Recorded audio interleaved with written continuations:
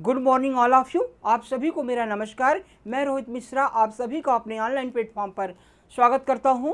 आज जो है कृषि सामान्य अध्ययन के अंतर्गत जो मैं टॉपिक आपको पढ़ाऊंगा वो होगा भारत में पाई जाने वाली मिट्टियां, सॉइल फाउंड इन इंडिया।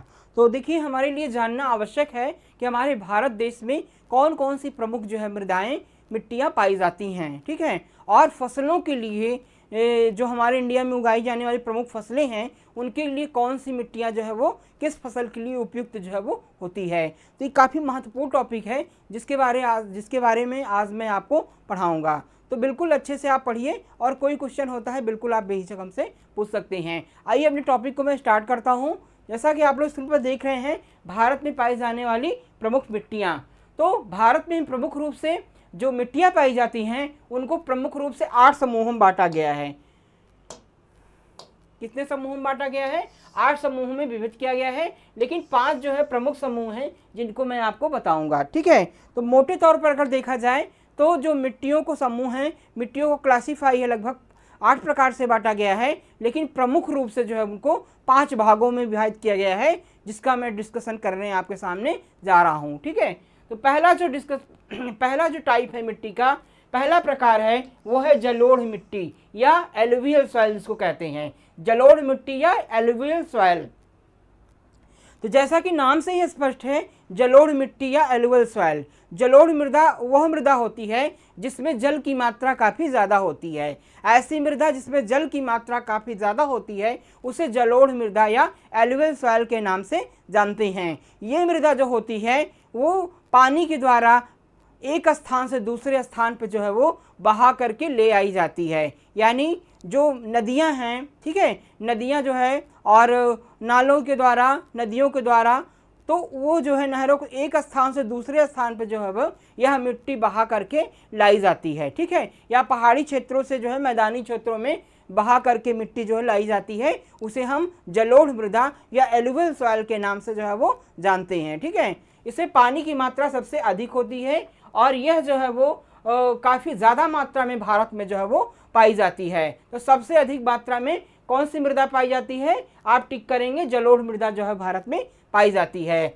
अब इसके बाद ये मिट्टी नदियों के द्वारा नीचे लाई गई तलछट से बनती है।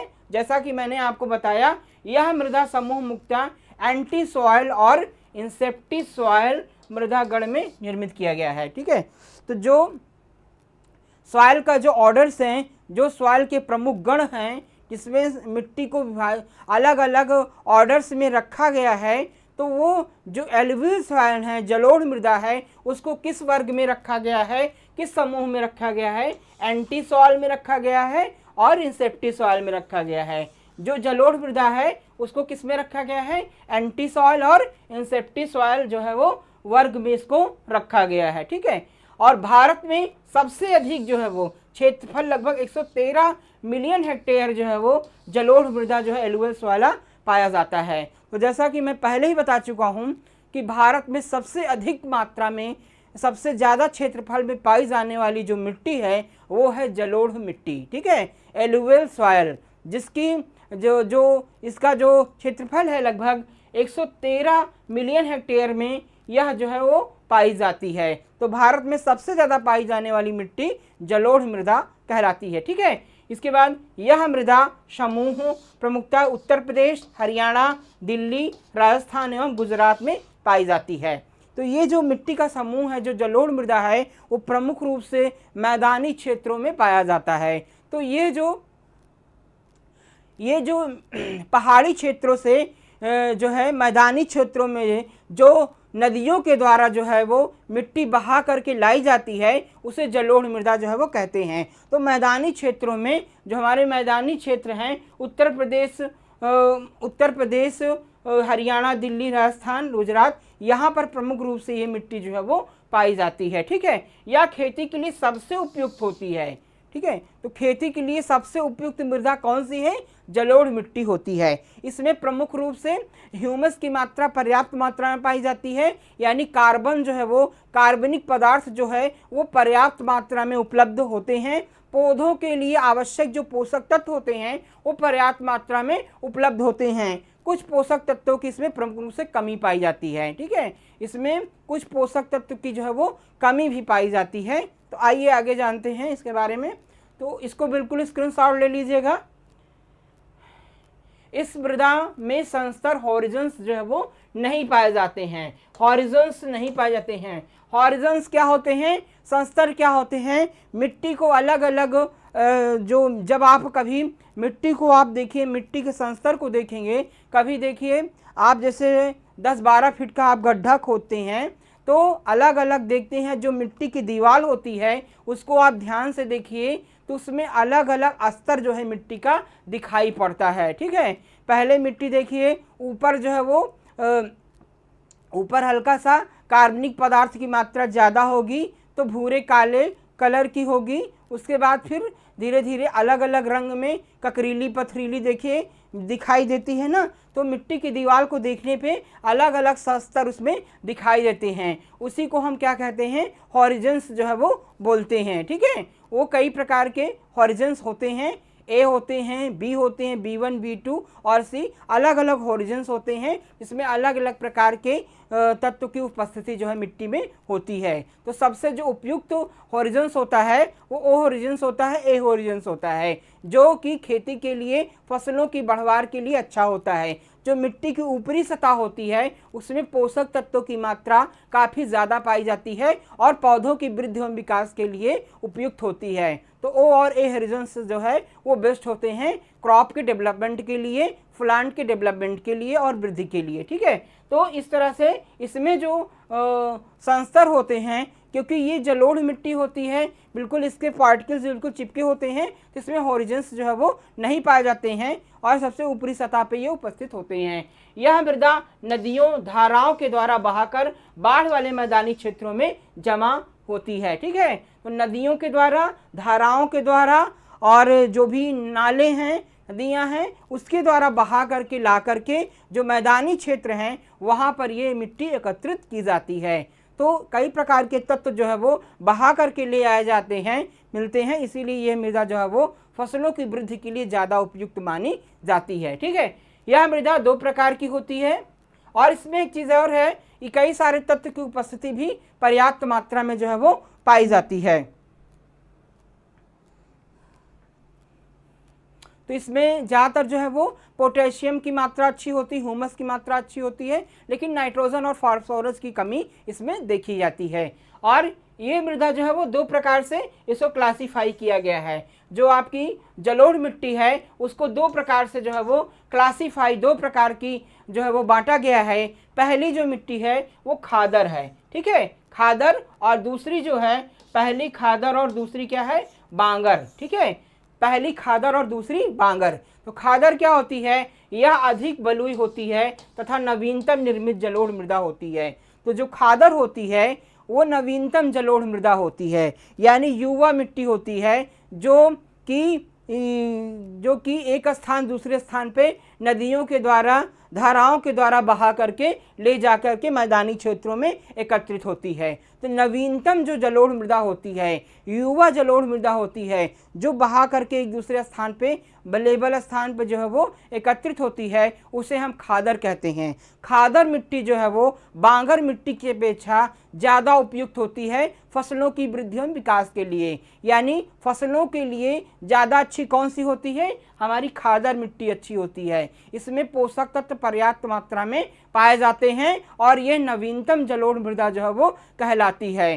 तो ये जो है वो पौधों की वृद्धि के लिए, फसलों की वृद्धि विकास के लिए ज़्यादा अच्छी होती है। इसमें कार्बन की मात्रा, ह्यूमस की मात्रा पर्याप्त मात्रा में पाई जाती है, जो कि पौधों की वृद्धि के लिए आवश्यक होता है। तो ये बहुत ही अच्छी होती है पौधों की वृद्धि एवं विकास के लिए। दूसरी जो है वो बांगर मिट्टी।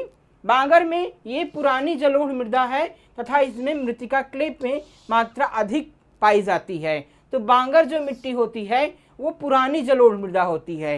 ये भी नदियों धाराओं को द्वारा बहा करके लाई जाती है, लेकिन ये पुरानी हो जाती है, पुरानी होती है, इसीलिए इसे बांगर कहते हैं। और ये फसलों के, इसमें पोषक तत्व जो है लीचिंग के द्वारा नीचे चले जाते हैं, उतनी उपयुक्त नहीं होती है पौधों की वृद्धि एवं विकास के लिए। इसमें क्ले पार्टिकल्स की मात्रा ज़्यादा होती है और कैल्शियम कार्बोनेट्स की मात्रा भी चूने की मात्रा भी ज़्यादा इसमें होती है, ठीक है, तो उतना उपयुक्त नहीं होती है इसकी अपेक्षा, ठीक।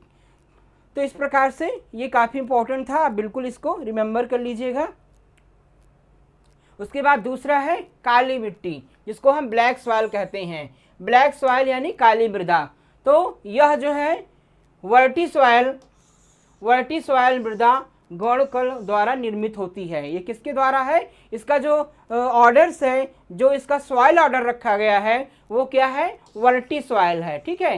जैसे आप इंसेप्टी सॉइल और उसका वर्टी, उसमें आपने पढ़ा था कि जलोढ़ मिट्टी का जो गण है वो मैंने बताया था, और इसमें जो है काली मृदा का जो ब्लैक सॉइल है उसका जो गण है वो है वर्टी सॉइल, ठीक है। इसको वर्टी सॉइल ऑर्डर में जो है वो रखा गया है इसके प्रॉपर्टीज के आधार पे। इस मृदा की मृदाएं इस प्रकार की मिट्टी में माल्ट बोरिलोनाइट क्ले खनिज जो होता है उसकी मात्रा जो है वो सबसे अधिक होती है, ठीक है। तो कभी पूछा जाए आपसे कि इसमें किस तत्व की अधिकता होती है, तो जो खनिज पदार्थ होता है, जो एक मिनरल्स होता है माल्ट बोरिलोनाइट, उससे जो है वो निर्मित होती हैं, और उसकी मात्रा सबसे ज़्यादा जो है वो काली मिट्टी यानी ब्लैक सॉइल में जो है वो पाई जाती हैं। तो ये मिट्टी के गुण बहुत अच्छे होते हैं। ये मिट्टी जो है वो जब भीगती है, जब पानी में भीगती है तो बिल्कुल फूल आती है, और जब सूख जाती है, पानी की मात्रा इसमें कम हो जाती है, सूख जाती है, तो बिल्कुल जो है इसमें दरारें पड़ जाती हैं। बिल्कुल देखेंगे कि बड़ी बड़ी दरारें जो है वो ब्लॉकी स्ट्रक्चर में ये परिवर्तित जो है वो हो जाती है। तो इस प्रकार से इसके गुण होते हैं, और इन मृदाओं में फैलने वाली सिकुड़ने की क्षमता होती है, अतः इसमें दरारें पड़ जाती हैं।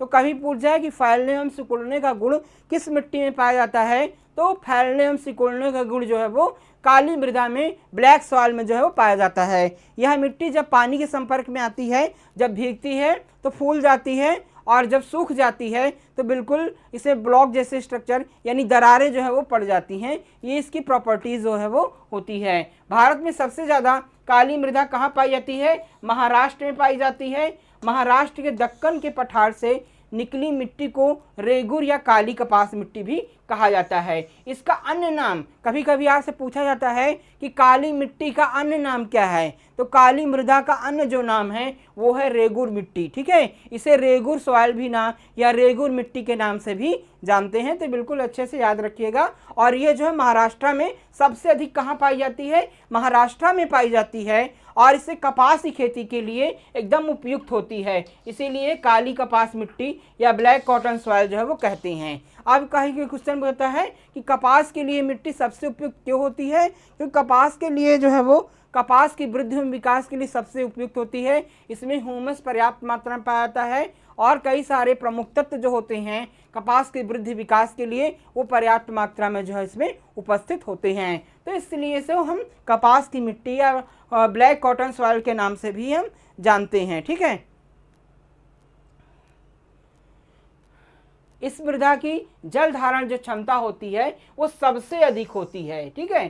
तो इसकी जल धारण क्षमता, आप पूछा जाए कि सबसे अधिक जल धारण क्षमता किस मृदा को होती है, तो सबसे अधिक जल धारण क्षमता जो होती है वो ब्लैक सॉइल यानी काली मृदा की जो है वो होती है। और फसल की वृद्धि एवं विकास के लिए भी सबसे उपयुक्त मृदा जो है वो मानी जाती है।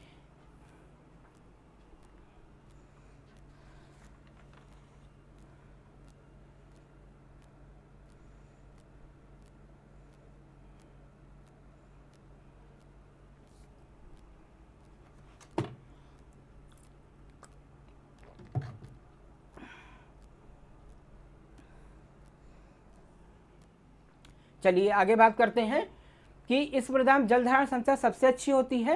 काली मिट्टी पर उगाई जाने वाली प्रमुख फसलें हैं कपास, सोयाबीन, धनिया, गेहूं, ज्वार, अलसी, वर्जीनिया तंबाकू, अरंडी और सूरजमुखी और बाजरा। तो ये जो फसलें दी गई हैं वो प्रमुख रूप से इसमें उगाई जाती हैं। वैसे तो काली मिट्टी में सबसे जो प्रमुख फसल है, काली मिट्टी में सबसे ज़्यादा उगाई जाने वाली जो फसल है वो है कॉटन यानी कपास, ठीक है। काली मृदा में सबसे ज़्यादा जो उगाई जाने वाली फसल है उसका नाम है कॉटन या कपास। उसके बाद अन्य फसलें भी हैं, जैसे आपका सोयाबीन, धनिया, गेहूं, ज्वार, अलसी, वर्जीनिया तंबाकू और अरंडी, सूरजमुखी और बाजरा, ये भी इसमें प्रमुख रूप से जो है वो उगाई जा सकती है। इसमें जो है वो ये एक प्रकार की क्ले सॉइल होती है, इसमें कैल्शियम कार्बोनेट की मात्रा भी अधिक जो है पाई जाती है। और कुछ ऐसे तत्व होते हैं जैसे आपका पोटेशियम हो गया और मैग्नीशियम हो गया, कैल्शियम हो गया, उसकी अधिकता जो है वो पाई जाती है। इसमें कौन कौन से तत्व की अधिकता पाई जाती है? आपके पोटेशियम, कैल्शियम और आपके मैग्नीशियम, पोटेशियम, कैल्शियम और मैग्नीशियम के जो है वो अधिकता जो है पाई जाती है। और कुछ पोषक तत्व जैसे फास्फोरस, नाइट्रोजन, कार्बन की थोड़ा सा कमी जो है इसमें देखी गई है, उसकी कमी भी पाई जाती है। ठीक है, ये जो है मिट्टी मुख्य रूप से महाराष्ट्र, मध्य प्रदेश, कर्नाटक के कुछ हिस्सों में, आंध्र प्रदेश, गुजरात, राजस्थान का हाड़ौती भाग और तमिलनाडु में पाई जाती है। तो भारत में ये मिट्टी जो है महाराष्ट्र में, मध्य प्रदेश, कर्नाटक के कुछ हिस्सों में, आंध्र प्रदेश, गुजरात, राजस्थान का हाड़ौती भाग और तमिलनाडु में प्रमुख रूप से पाई जाती है। और उत्तर प्रदेश में भी कहीं कहीं थोड़ा सा पाई जाती है, जैसे बुंदेलखंड का जो कुछ क्षेत्र हो गया, ठीक है, ललितपुर वगैरह में भी, बांदा, ललितपुर वगैरह में भी ये क्षेत्र प्रमुख रूप से थोड़ा बहुत पाई जाती है। इन मिट्टी में काले रंग का श्रेय कुछ वैज्ञानिकों ने टाइटेनिक मैग्नेटाइट के छोटे अनुपात का यहाँ पर कहा है। तो ये जो है, जिसमें काला रंग होता है, काली मृदा में जो काला रंग होता है वो किसके कारण होता है? टाइटेनिक मैग्नेटाइट के कारण होता है। किसके कारण होता है? टाइटेनिक मैग्नेटाइट के कारण जो है वो होता है। ठीक है, और मूल चट्टान में जो है वो लोहे और काले घटकों की उपस्थिति को दिया गया है। तो जो टाइटेनिक मैग्नेटाइट तत्व होता है उसके कारण इस मिट्टी का रंग जो है वो काला होता है। एवं जो चट्टानें होती हैं, जो चट्टानें हैं, कई प्रकार के रॉक्स होती हैं, उसमें भी कई ऐसे तत्व हैं, जैसे लौह तत्व हो गया, कार्बनिक तत्व हो गया, जो डिग्रेडेट होकर के, अपक्षय होकर के मिट्टी में मिल जाते हैं, उसके कारण भी इसका रंग जो है वो काला हो जाता है। तो प्रमुख रूप से जो तत्व है पाया जाता है टाइटेनिक मैग्नेटाइट के द्वारा, के कारण ही इसका रंग जो है वो काला होता है। तो ये काफ़ी इंपॉर्टेंट पॉइंट था, इसको रिमेंबर करके रखिएगा। इसके बाद जो अगली मृदा है, अच्छा इसमें एक चीज़ और है,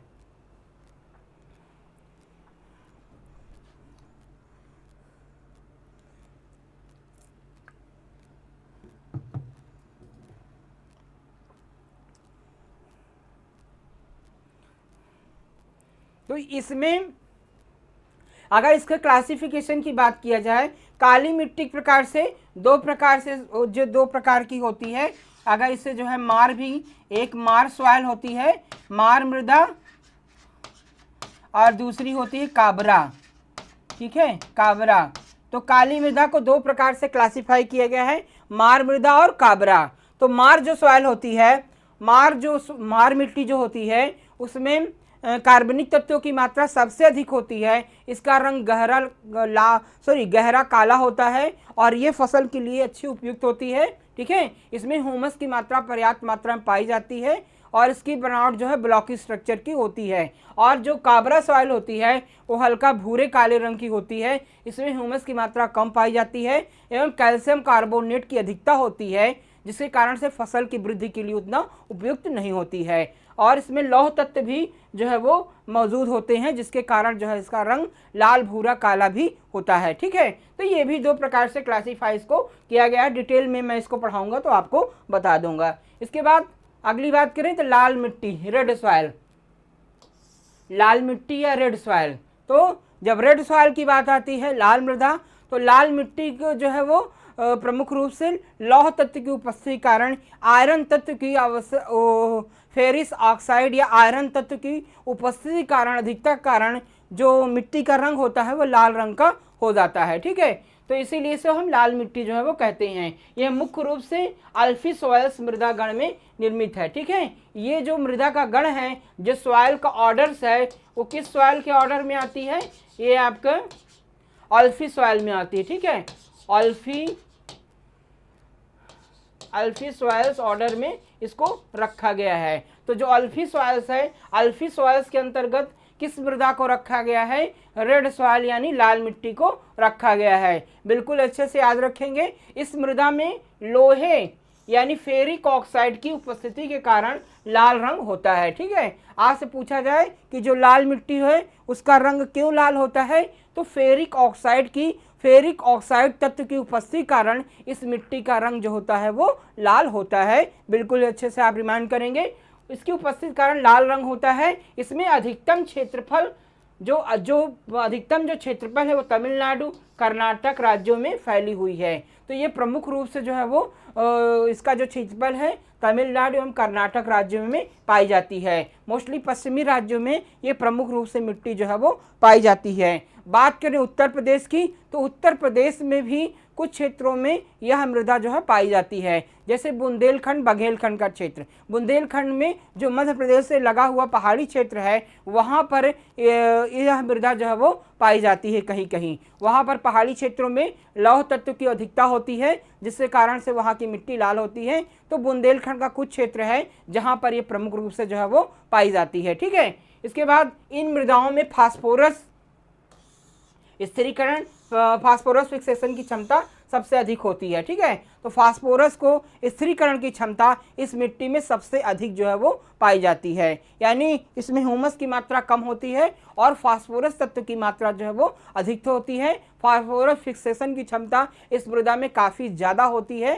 ठीक है, इसके बाद इस प्रकार की मृदाएं में केलियोनाइट खनिज तत्व द्वारा निर्मित होती हैं। ठीक है, जैसे आपने पढ़ा था कि काली मिट्टी में माल्ट बोरिलोनाइट की अधिकता होती है। माल्ट बोरिलोनाइट खनिज की अधिकता किसमें होती है, काली मृदा में होती है। और लाल मिट्टी में किस खनिज तत्व की अधिकता होती है, तो केओलोनाइट की। ठीक है, केओलोनाइट तत्व की सबसे ज़्यादा अधिकता इसमें पाई जाती है। तो बिल्कुल इंपॉर्टेंट पॉइंट्स है, इसको रिमेंबर करके रखिएगा। अब इसके बाद लाल मिट्टी को शुरुआती मिट्टी अर्ली सॉइल भी कहा जाता है। ठीक है, लाल मृदा जो होती है, रेड सॉइल होती है, उसको अर्ली सॉइल के नाम से भी जानते हैं या उसका नाम से पुकारा जाता है, क्योंकि दक्षिण पश्चिम मानसून की हल्की और लगातार बारिश में लाल मिट्टी अन्य मिट्टी की तुलना में पहले बुआई की अनुमति देती है। ठीक है, तो जब मानसून जो हमारा आता है वो पश्चिमी क्षेत्र से आता है, तो जब दक्षिण पश्चिमी मानसून जब आता है तो लाल मिट्टी जो होती है उसमें वो सबसे पहले सिंचित होती है और सबसे पहले उसी में हम फसल को लेना प्रारंभ करते हैं। इसीलिए इस मृदा को जो है वो अर्ली सॉइल या अर्ली सोइंग सॉइल के नाम से हम जानते हैं। ठीक है, ये मिट्टी लगभग पूरे तमिलनाडु, कर्नाटक के कुछ हिस्सों, महाराष्ट्र के दक्षिण पूर्व, आंध्र प्रदेश के पूर्वी हिस्सों और मध्य प्रदेश, छत्तीसगढ़, उड़ीसा और झारखंड के छोटा नागपुर में फैली हुई है। तो भारत में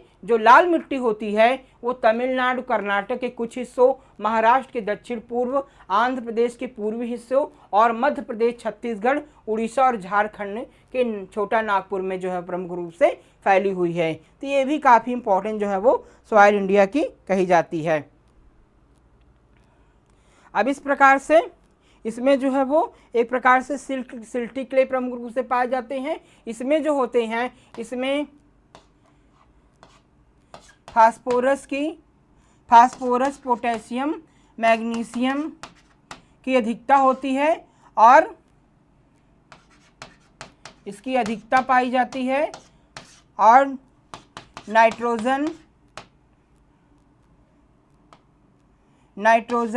कैल्शियम की कमी पाई जाती है और कार्बन की ठीक है, कार्बन की जो है वो कमी इसमें पाई जाती है। तो ठीक है, इसकी जो है फास्फोरस, कैल्शियम, मैग्नीशियम की अधिकता होती है और नाइट्रोजन, कैल्शियम और कार्बन की जो है वो इसमें कमी देखी गई है। उसके बाद बात करेंगे लेटराइट और लेटरिक मिट्टी। ठीक है, लेटराइट और लेटरिक मृदा जो होती है वो मुख्य रूप से अल्टी सॉइल के अंतर्गत इसको रखा गया है और ऑक्सी सॉइल मिट्टी में समूह में रखा गया है। ठीक है, ये जो लेटराइट मृदा होती है उसका जो ऑर्डर है, जो इसका समूह है वो है अल्टी सॉइल और ऑक्सी सॉइल समूह में इसको रखा गया है। ठीक है, तो बिल्कुल रिमेंबर करिएगा, केलियोनेट सिलिकेट्स क्ले प्रभुत्व होता है। इसमें जो प्रमुख रूप से जो मिनरल्स है, प्रमुख रूप से जो खनिज तत्व पाया जाता है वो होता है केलियोनेट सिलिकेट जो है वो क्ले जो है वो प्रमुख रूप से इसमें पाया जाता है। उसी मुख्य रूप से यह मिट्टी केरल, कर्नाटक, उड़ीसा, असम, गोवा, महाराष्ट्र के तटीय क्षेत्र और पहाड़ी क्षेत्रों में पाई जाती है। तो यह भारत में केरल, कर्नाटक, उड़ीसा, असम, गोवा, महाराष्ट्र के तटीय क्षेत्र की पहाड़ियों में प्रमुख रूप से जो है वो पाई जाती है। ठीक है, और ये जो है वो भारी वर्षा, उच्च तापमान के तहत गठित तथा अधिकतम लीचिंग होती है। ठीक है, अधिकतम इसमें क्या होता है, लीचिंग की क्रिया होती है। तो ये जो है प्रमुख रूप से जब भारी वर्षा के कारण और उच्च तापमान के तहत जो है इसका निर्माण होता है। जहाँ पर पहाड़ी क्षेत्रों में भारी वर्षा होती है और तापमान जो है काफ़ी अधिक हो जाता है, वहाँ पर इस मिट्टी का निर्माण होता है। इसीलिए इसमें जो है वो लीचिंग की क्षमता सबसे ज़्यादा होती है। लीचिंग की क्षमता से मतलब क्या है कि जो पोषक तत्व हैं या फिर जो जल है वो लीचिंग के द्वारा मिट्टी की निचली सतह में चला जाता है, जो पौधों को, फसलों को अपर्याप्त होता है। ठीक है, अगर पोषक तत्व और जल फसलों को, पौधों को सही से नहीं मिल पा रहा है तो फिर वो किस काम का। तो जब ये इसमें क्या होता है, इस मिट्टी की जो है जो धारण क्षमता होती है पोषक तत्व और पानी की उसकी कम होती है और ये पोषक तत्व और जल जो है वो निचली सतह पे चले जाते हैं, तो इसकी लीचिंग क्षमता जो है वो लीचिंग कैपेसिटी जो होती है वो सबसे अधिक होती है। इसमें शिफ्टिंग खेती, ठीक है, शिफ्टिंग खेती को अपनाया जाता है तथा रोपण फसलें और चावल की खेती के लिए उपयुक्त होती हैं। जिसमें जो कल्टीवेशन किया जाता है वो शिफ्टिंग एग्रीकल्चर जो है वो की जाती है, जिसको झूम फार्मिंग के नाम से भी जानते हैं। तो इसमें झूम खेती एवं शिफ्टिंग एग्रीकल्चर जो है वो प्रमुख रूप से अपनाया जाता है। और जैसे आप देख रहे हैं कि जो उसमें प्लांटेशन क्रॉप्स हैं, चाय हो गया, कॉफ़ी हो गया, वो सारी फसलें प्रमुख रूप से जो है वो उगाई जाती हैं और कुछ क्षेत्रों में चावल की खेती भी जो है वो की जाती है। तो इसमें प्रमुख रूप से ये जैसे चाय के बड़े बड़े बागान हैं पहाड़ी क्षेत्रों में, वहाँ पर जो आपका नागालैंड, मेघालय, त्रिपुरा, वहाँ पर इसकी प्रमुख रूप से ये मिट्टी पाई जाती है और कई प्रकार के प्लांटेशन क्रॉप्स होती हैं इसमें प्रमुख रूप से उगाई जाती हैं। ठीक है, इन मिट्टियों में मुख्य रूप से आयरन ऑक्साइड, ठीक है, आयरन ऑक्साइड होता है जो उन्हें गुलाबी और लाल रंग देता है। तो ये भी जानना आवश्यक है कि जो इनका गुलाबी एवं लाल रंग होता है वो किसके कारण होता है, आयरन ऑक्साइड के कारण होता है। आयरन ऑक्साइड की उपस्थिति के कारण इस मिट्टी का जो है गुलाबी एवं लाल रंग जो है वो पाया जाता है। ये मिट्टी मध्य, पूर्वी और दक्षिण भारत में पाई जाती है। ठीक है, ये मृदा जो होती है मिट्टी मध्य, पूर्वी और दक्षिण भारत में प्रमुख रूप से पाई जाती है, वो मैंने आपको पहला बता दिया है। ये बेसाल्ट से बनने वाली अवशिष्ट मिट्टी है और इनमें उच्च विशिष्ट गुरुत्व जो है वो होता है। ठीक है, तो ये बेसाल्ट से बनने वाली जो है वो अच्छे गुणों वाली एक अवशिष्ट मिट्टी होती है। ये तमाम प्रकार के बेसाल्ट अवशिष्ट जो पदार्थ होते हैं पहाड़ी क्षेत्रों से अपक्षयित होकर के जो मैदानी क्षेत्रों में आते हैं उससे बनने वाली प्रमुख जो है मिट्टी होती है। इसका जो ग्रेविटेशनल फोर्स होता है, जो इसकी ग्रेविटी होती है वो सबसे अधिक जो है वो होती है। तो कहीं पूछा सबसे अधिक ग्रेविटी गुरुत्व किस मिट्टी का होता है, तो लैटराइट मिट्टी की ग्रेविटी सबसे अधिक जो है वो पाई जाती है। तो इस प्रकार से ये मिट्टी होती है। इस मिट्टी को ज़्यादातर कैल्साइट जो है जमाओं के रूप में बनाया जाता है। ठीक है, और चीज़ है कि इसमें कैल्शियम तत्व की मात्रा, कैल्शियम कार्बोनेट्स की मात्रा, क्ले पार्टिकल्स की मात्रा सबसे अधिक होती है। ठीक है, क्योंकि ये जो है चूने की मात्रा भी इसमें अधिक पाई जाती है, क्योंकि ये पहाड़ी क्षेत्रों के जो टुकड़े होते हैं, जो चूने के टुकड़े होते हैं वो जो है अपक्षयित होकर के मिट्टी में मिल जाते हैं, जिससे कैल्साइट तत्व की, कैल्साइट क्लेस की मात्रा, चूने की मात्रा मिट्टी में बढ़ जाती है। ठीक है, तो ये मिट्टी भी कुछ बागानी फसलों के लिए काफ़ी उपयुक्त होती है। तो इस प्रकार से जो है अगली जो हमारी इसके बारे में है डिजर्ट सॉइल, जिसको हम पांचवा जो क्लासिफिकेशन है यानी डिजर्ट सॉइल या रेगिस्तानी मृदा। रेगिस्तानी मृदा क्या होती है, ये मिट्टी भारत के राजस्थान राज्य में थार में पाई जाती है। तो जैसे रेगिस्तानी मिट्टी का नाम से स्पष्ट है कि डिजर्ट सॉइल, ठीक है, ऐसी मिट्टी जिसमें रेत की मात्रा अधिक होती है, रेत यानी सिल्ट की मात्रा जो है, सैंड की मात्रा अधिक होती है, उसे रेगिस्तानी मृदा के नाम से जानते हैं। यह प्रमुख रूप से राजस्थान में पाई जाती है। ठीक है, तो राजस्थान राज्य के थार जो राजस्थान है, ठीक है, थार जो मरुस्थल है वहाँ पर यह प्रमुख रूप से पाई जाती है। यह मिट्टी व्यवहारिक रूप से नगण्य वर्षा के साथ शुष्क स्थिति में बनी रहती है। ये इस मिट्टी की जो जल धारण क्षमता होती है, वाटर होल्डिंग कैपेसिटी होती है, वो बहुत ज़्यादा होती है, क्योंकि इसमें 85% जो होता है वो आपका सैंड सिल्ट पाया जाता है। किसमें 85% जो है वो सिल्ट की मात्रा जो है वो पाई जाती है, यानी 85% इसमें बालू होता है, और बालू की जल धारण क्षमता जो होती है वो सबसे कम होती है। और ऐसे पानी की उपलब्धता सबसे, मतलब पानी आया तो पानी जो है वो बिल्कुल इसमें स्थिर नहीं रहता है, पानी वोलेटाइल जो है वो हो जाता है, तो इसकी जल धारण क्षमता सबसे कम होती है, जिससे ये हमेशा शुष्क रूप से बनी रहती है। और ये शुष्क खेती के लिए भी इसमें जो है वो शुष्क खेती, ड्राई फार्मिंग जो है वो की जाती है। तो इसलिए ये भी फसल की वृद्धि के लिए, फसल उपजाने के लिए, खेती करने के लिए उतना उपयुक्त जो है वो नहीं होती है, क्योंकि इसमें जल धारण क्षमता बहुत कम होती है।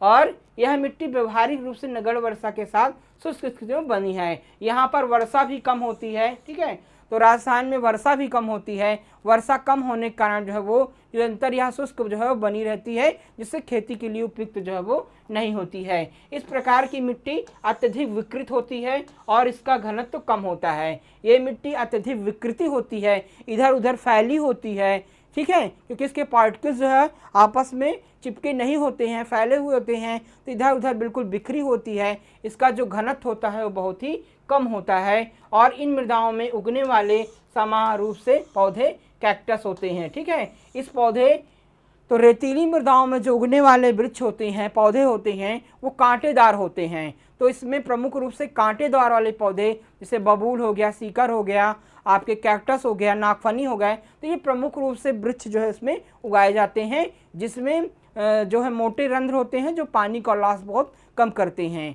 तो इस प्रकार से खेती के लिए उतना जो है वो उपयुक्त जो है वो नहीं होती है। तो ये मैंने आपको आज प्रमुख रूप से भारत में जो पाई जाने वाली प्रमुख मृदाएँ हैं उसको मैंने आपको बताया, ठीक है। तो आज की क्लास में स्टूडेंट बस इतना ही। नेक्स्ट क्लास में हम आपसे फिर मिलेंगे नए टॉपिक के साथ। आपका बहुत बहुत धन्यवाद।